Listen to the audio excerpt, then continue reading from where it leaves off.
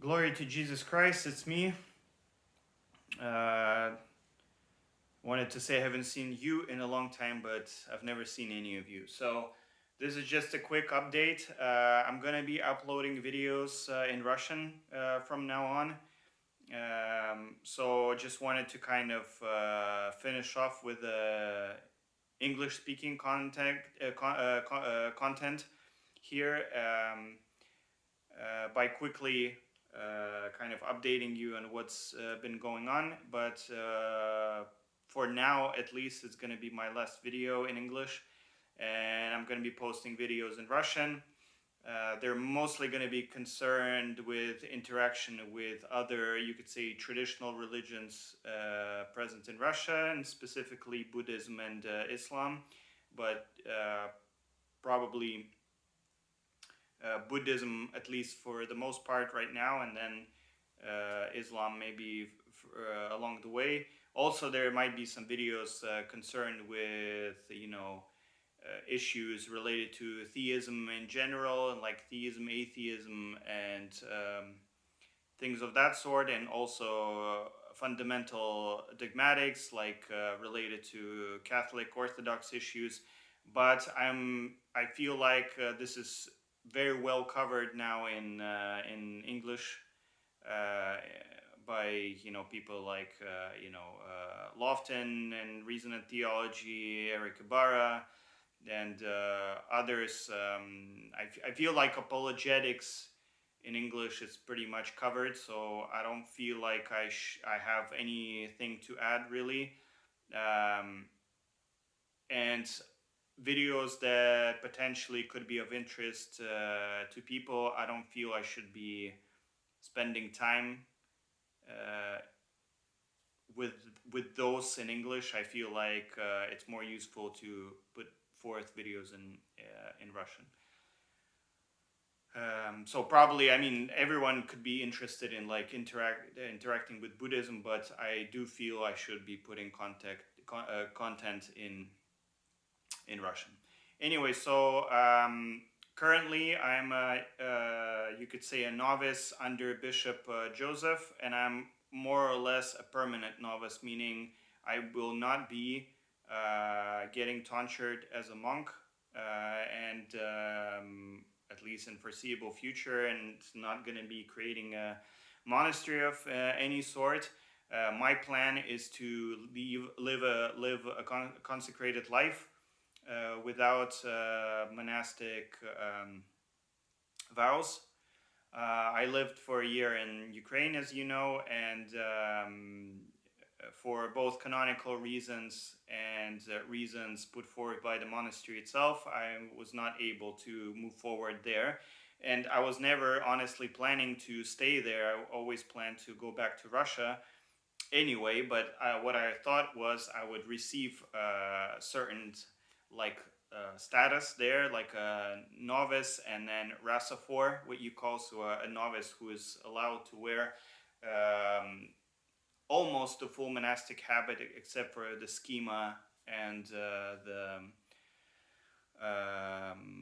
whatever the name for the hat in English is, Kamilavka. Uh, so yeah, that's what I was thought was going to happen. But also, I kind of uh, throughout my discernment, I did realize that purely monastic life is not for me. Um, Monastic, as in kind of the form of life that Benedictines, Trappists, and other monks of that sort live. So I did decide that consecrated life is what I want, but not in the form of monasticism, strictly speaking. So for now, I'm going to be a novice under Bishop Worth. I live prayer life. I go to church every day to attend liturgy. I try to at least commune every day. I take communion every day. I pray everything from nocturne to compline. Have a small prayer rule. I do work to support myself, to pay the bills and buy food. I do live at home, so I don't live in a like a community or anything like that. So I'm kind of by myself in that regard, which does not exclude the maybe possibility of another person like me appearing, and we will kind of form maybe a community, but it's not going to be a monastic community. It's more akin to kind of in Latin, right? Third order regular. So it's a third order, meaning they're not fully uh, consecrated in the way that, for example, a full Franciscan, for example, is consecrated, but he is part of, in that in my example, part of the Franciscan order, but he is kind of a layperson, but he is living a consecrated life. And the regular part, it refers to the fact that they do submit to a certain rule and they do wear the habit. So it's not the same as a third order people who can be married and have children, and all of the family members can be Franciscan part of the Franciscan third order. So it's kind of similar to that.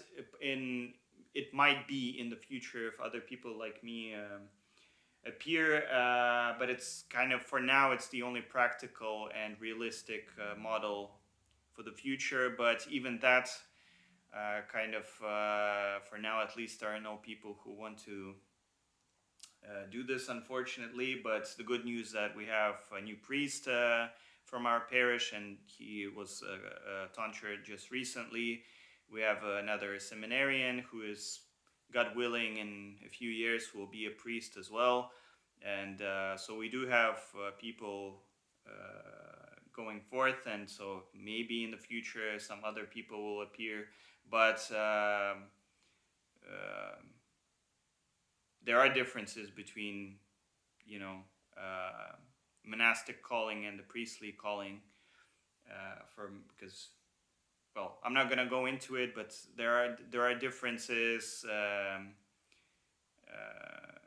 Meaning, establishing a monastic life from ground zero, it's kind of a different thing than even establishing a parish from